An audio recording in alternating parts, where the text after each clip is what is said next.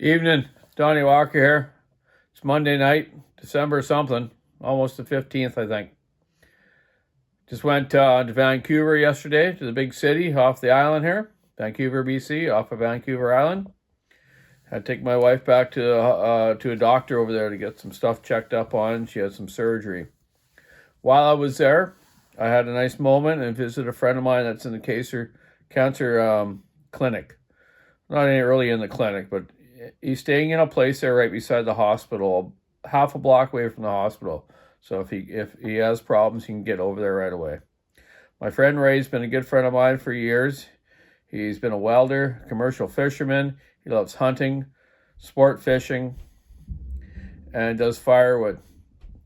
I've known him for years, and he's got a major part of cancer of the bone marrow cancer, like leukemia. His knees were sore, and he was having problems. And he decided finally he went to the doctor. His wife finally said, "You gotta go to the doctor, man. Stop being an idiot." And us men are like that. We're idiots, man. We don't think about these things, right?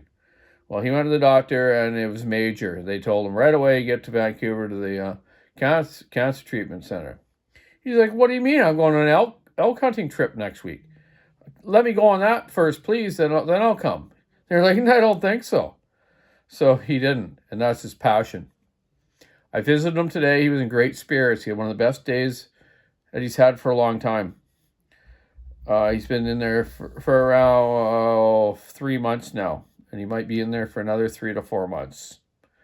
So I'm going to do a saw raffle through my YouTube and on a Walker Saw Shop Facebook site of a saw that I'm going to walkerize and raffle off.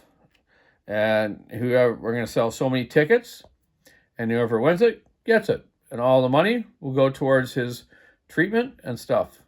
It's costing him over $1,000 a week right now just in pills and all the added expenses to be over there. When I came home, I seen that Buckin had a new video on, and I've been waiting for his new video when he went to the Chris Walker concert. Walker, eh? Good name. Really inspired me. Buckin's videos always do. And tonight it really touched me as I was watching it on the ferry coming home from Vancouver. Just like you see him on the ferry going off to the Paul Bunyan and everything, right? Him and Wendy went on this trip, and it was just a great experience for them both. Love you guys. Good job, Buckin, and you're a great guy. So I get home and I had some mail. I ordered an old service manual parts catalog from McCulloch 4-30 from 1953. This manual and service manual sold for 35 cents when it was new. I've got one of these saws, and you see me strip it down in a video a little while ago. Buckin's got one of these too, but I'm telling you, I'm going to get this sucker running. Mine was all seized up, but I got it unseized, and I'm going to try to clean it up enough and put it back to the way it was original. I was thinking of adapting a different carburetor to it, a newer diaphragm carburetor, and run it, but no, I'm going to try to do it original. If I can find some parts. If I can't find the stuff, then I might overcome that situation and put a newer style carburetor adapter on it. See how it goes, okay? But this manual I got, service manual parts catalog, is very unique. My dad, when he was young, worked for McCulloch of Canada. Fedgy and Gunderson Contracting also owned Woodland Supplies here in British Columbia, BC, and they were kind of like the distributor for McCulloch. My dad used to help out with several models to improve them. Engineers came up here. Good old friend of his named Tim Barbie was one of the engineers and service guys that would come up to BC here, and they would test old 797s, 125s, and stuff like that, models like that. My dad was a McCulloch guru up to this area, and also changed the saws into cart engine versions with the 101 motors into the saw frames. That's what he was famous for at the beginning. But he modified saws before that as well. Little Canadians and whatever they had, you had to modify them to make them run. In the old days, you modified saws just to keep them running and last, because they weren't built that well compared to the new design saws. So I scored this McCulloch service manual parts catalog online. My gal Shelly was nice enough to order it for me on PayPal off of eBay. And I just came home tonight after a ferry trip, and I seen this on my doorstep. It's pretty cool, man. Just the old nostalgia type writing and pictures they have in it. It's so cool. This thing shows me how the fuel system works, because it's a very complex system. Before they had a diaphragm carburetor, 1953. I believe actually maybe Tillotson was starting to do ones by then. Anyone can correct me there if they want. I kind of did a little video about that a while ago about Tillotsons. So let me show you this book. It's really cool, and I'm really hoping I can get this thing back together and running. And if I need to, maybe Bucket will help me out with the one that he has. We can both work on something like that. I just still wanted to say, Bucket, thanks very much for that video. It's great. I'm going through some tough times too. Well, not so much, just in my own personal space. But I'm doing good. I'm doing good. I've lost some weight. I'm eating better. Getting along with everyone better. But you know me, I'm a good personal person anyways. So here, let's check this book out, man. Check it out. Service Manual, Parts Catalog, McCulloch, 4-30. Price, 35 cents in those days. There's the part number for it, eh? McCulloch Motor Corporation, Los Angeles. Now, my dad told me years ago when he met Robert McCulloch, he bought all that property where LAX Airport is and around there. He made a lot of money on properties and the inventions that he made. My dad told me a story one time. Robert McCulloch and his friend were in a restaurant, and they needed another napkin. So the lady came over with another napkin, and she says, "Oh, it's a pain in the butt having to come back and forth here with napkins. I wish someone would come up with something that we could have like napkins in a holder." Well, you guys know all those chrome kind of stainless steel napkin holders in restaurants where you push the thing in and pull it out, right? The square thing box on there. He invented that. Yeah. And a lot of other things. You go on to McCulloch history of stuff he's done. So anyways, okay, here's the first page, warranty, table of contents. Just unique, tells you everything about their warranty, how the saw is. Just cool pictures. Look at the dude there standing up with his thumbs up on the log. I just wanted to get to a section here, though. I'm not going to go right through this book. It'll be boring for you guys. But it's telling you how to set the saw up, how to put it together with the bar and chain. But you know me. I know how to do that. Anyways. Then it gets right into the fuel system, the oiler. Look at that. Half a pint of oil to 1 1/4 gallons of gas. Fuel system. Tells me all about how the fuel pump works, the primer. Look at this complex page, how this fuel system works. But it's so cool because I didn't know how it works until I got this. My dad kind of explained it to me about, but he couldn't quite remember a lot of it. It's got the old Canadian goose on it too, eh? And look at this. This is funny what I just found here. Fire precautions. Like if it's warm out and hot out, watch out. Smokey the Bear will get ya. Look at that. He's packing the dude out with the chainsaw from the park. Look at he's got his thumb looking over like poor little rabbits. You don't want to burn the forest down on the rabbits. That is funny. Fire precautions. Be alert and fire conscious. Keep the forest growing. Hey, isn't that cool? From the day, look at that old dude running that saw. and then the rabbits and everything are happy. It's like cartoons, eh? Here we go into the operating instructions. So now this is showing me how to get it all running. How you push this. They actually have a primer and a really cool setup for the high speed adjustment and lean rich on this lever. That's what I was wondering how it worked before I got this book. Pretty neat. Pretty neat. So it gets right into all your running of it. Very good shop manual. The fuel strainer system, the engine, how to set the coils, how to take the flywheel off, like a lot of McCulloch's where you put a 1/4-inch bolt or pin into the hole of the crankcase side cover to hold the flywheel from turning so you can take the flywheel nut off. A wooden scraper to scrape out carbon. Because no doubt there was carbon running 10-to-1 mix or whatever it darn was, eh? Chain pitch. Look at the sizes they had there. 041, 051, 063, 071, 080. Neat, eh?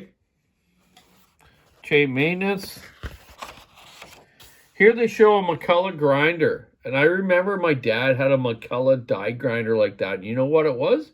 It was a chain grinder, and I never knew that. So that's cool. I wonder if he still got it. I'm going to go through his old shed there and check it out. There it shows that chain grinder set up in like a jig to do your teeth. Yeah, for like a fixture, eh? For different types of chain, right? Cutters, right cutters, rakers. That's for the YYA chain design, where they had a bunch of different type, eh? See, there's your regular round kind of ones. Very interesting. They had weird chain in those days, It wasn't all that great in those days. Troubles and remedies. Look at that. This dude like, oh man, what's going on? Those rabbits and skunk or whatever the heck it is, they're laughing at them. Engine failures to start. Spark too weak, flooded. Yeah, just cool. Just a cool manual. I'm sure glad I bought this. Shelly's like, oh my God, that thing's like, by the time we get it here, it's like $60. I said, hey, this is irreplaceable, man. I'd pay hundreds of dollars for this. Look at that. And now it's running right. The rabbits are like, yeah, right on. Purr, it's purring away. And then an illustrated parts diagram of every part of the saw. Part numbers, everything. So cool. So cool. I also thought maybe one of my other myself presents came today from Amazon. I heard a mini milling machine.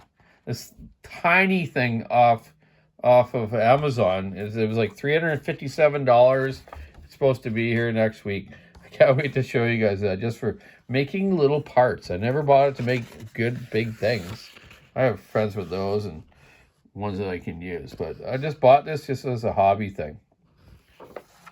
So cool. It's a gear drive unit, and I believe Buckin's got the bar and chain and stuff on his that maybe we can use on this once I get it running. There's the old bar and chain, McCulloch.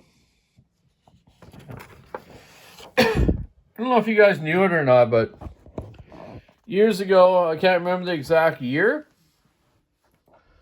but McCulloch had their main factory in LA. Then Mr. McCulloch and his son, they bought a place in Arizona and, is it Arizona or Nevada? They built a city called Lake Havasu. Lake Havasu is a lake because they kind of dammed the Colorado River, I think it is. And I could be wrong there with that. And Mr. McCulloch bought the London Bridge. I forget for how much. I think it was like $1 or something. Like just a weird figure. He brought the London Bridge all the way to America here. Or down there. I'm in Canada. And numbered every brick and every piece of it. And they put it together and they built Lake Havasu. me and my dad and my mom went down there years ago. We actually went to LA, and Johnny was with me too. Sorry, I should have mentioned him. The whole family of us went down to Long Beach, California, to visit one of my dad's friends that worked for McCulloch, Jim Barbie, and his wife, Thelma, I think. Could be wrong there. I remember he had a 1965, I think, T-Bird, so classic, a pool in their backyard, and my mom and dad and me and Johnny, we went to Disneyland, all those places, and we wanted to go check out the other factory. So me and my dad and mom, Johnny stayed in Long Beach at their place and hung out, and me and my dad and my mom went to Lake Havasu, Arizona, to go to the McCulloch factory. I was really young, but I sure wanted to see it. We get there, and they wouldn't let me in because I was too small. I was a liability. I was choked. But me and my mom, we went down to the Lake Havasu, where the London Bridge was, and we rented a boat and went for a boat ride and got to see the London Bridge and whatnot. So that was kind of cool. And I think I got sunburnt quite a bit too, and so did Mom. Then we went back to LA and met up with our friends there and got Johnny and came back to Canada. But that was in our old Mercury truck too, just like Buckin's old Mercuries. My dad's 67 Mercury crew cab, which he still has with the 1965 Cayman camper. Just cool. So yeah, I never did get to the McCulloch factory. Too bad. But that whole city and everything was built from McCulloch. Not a lot of people know that. But McCulloch was quite a player in the years ago. You know, he made his own gyrocopter thing. If you look that up. A lot of drone stuff for the Army stuff. There was pumps. Their engines ran a lot of stuff, and especially go-karts. And when I'm in my early years of go-kart racing, I knew the engineers, some of them down in McCulloch. My dad got some great engines, and also made good engines. My dad was an expert on porting McCullochs and making them work and last. I got a dual engine enduro kart from 1966. Good friend of mine, Bruce, gave me. He's has a disease, so he can't do anything with anything anymore. But he knew I loved that go kart. Has two 91B1 McCullochs on it. He gave it to me, and I'm starting to restore it right now. I just got some seals being sent to me from the U.S. I reached out to some people on the Vintage Kart site and through YouTube. And these guys are sending me seals for free. I just got to pay the packaging. So I appreciate that. I love you guys for that. Then I'm going to get some carb kits and rebuild the carburetors and just make sure these engines are perfect. Restore the whole kart. 1966 Chaparral twin enduro kart. Same year I was born. So you guys are going to see that. And it's going to be cool. So that's just a little bit of stuff that I know in life. I've forgotten more than my dad's ever learned, you know. But just wanted to give a shout out to Buckin tonight. That was just a great video, buddy. You mean a lot to me and inspire me a lot to just do good and be good. I always do good and be good, but you know, I'm kicking some habits too, and it's all good, man. I feel good these days, and just going to do a lot more better videos for everyone and teach you guys about some old stuff and new stuff. We'll go from there. Got a friend that I met a while ago. Has moved here from Sweden. Eric and his gal are going to come over tomorrow. He wants to see how I walkerize and maybe run a walkerize saw. Pretty proud of that. They're staying down just out of town here tonight. And tomorrow I'm going to hook up with them. I'm going to show them my room and some stuff. It's pretty cool. Through this YouTube has been tremendous just to meet people and talk to people and be friends with people. So, hey, keep your saw in the wood, stick in the ice forever on the road. Check out the walkersawshop.com online store. And you need help with something, give me a comment. I'll help you out with something. I try to help out as much as I can. But I am busy. I don't do this full time, remember. And I don't like to do old weird builds. I might do the odd one for people like if their grandpa or dad saw they want to keep as nostalgia and they want to keep running and it ain't running, I'll help you out with that. But besides that, I just don't do that kind of thing. I do new saw builds for work saws for my work guys and some personal stuff. So I just wanted to let you know that. So there's other people out there that can maybe help you with that for porting different things. Okay, good night. I'm tired. I've been on the road in that big city. I like big cities going to events, but I hate driving over there. Concrete jungle. I love coming back to the island here. Right when I came down that ramp off the ferry and landed on the island pavement, I said to Shelly, "We're back on the island." Woohoo! Have a great night. Love you all. Bye.